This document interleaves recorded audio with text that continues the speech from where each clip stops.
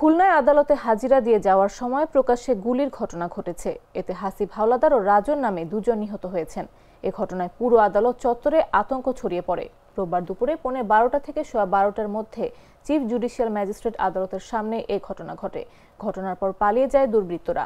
নিহতদের বাড়ি রূপসার বাগমারা এলাকায়। পুলিশ সূত্রে জানা যায়, মহানগর ও দায়রা জজ আদালতে একটি অস্ত্র মামলায় হাজিরা দিতে আসেন রূপসার বাগমারা এলাকার রাজন ও হাসিব। হাজিরা শেষে বের হয়ে যাওয়ার সময় তাদের উপর হামলা করে সন্ত্রাসীরা। হাসপাতালে পৌঁছানোর পর কর্তব্যরত চিকিৎসকরা তাদের মৃত ঘোষণা করেন।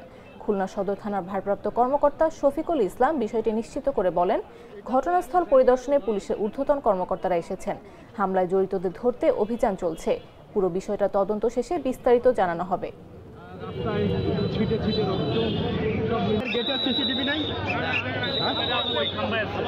আমরা কিছুক্ষণ আগে জানতে পারি যে এই কোর্টের সামনে একটা গোলাগুলির মতো ঘটনা ঘটেছে। ঘটনা শোনার সাথে সাথে আমরা এখানে উপস্থিত হই।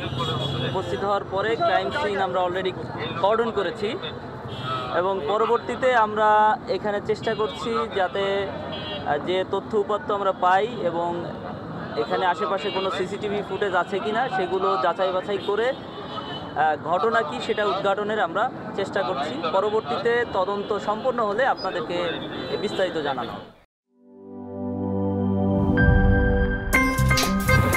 আমার একটা স্মার্ট সিদ্ধান্তে 25% গ্যাসের খরচ কমেছে। ভাবছেন কিভাবে?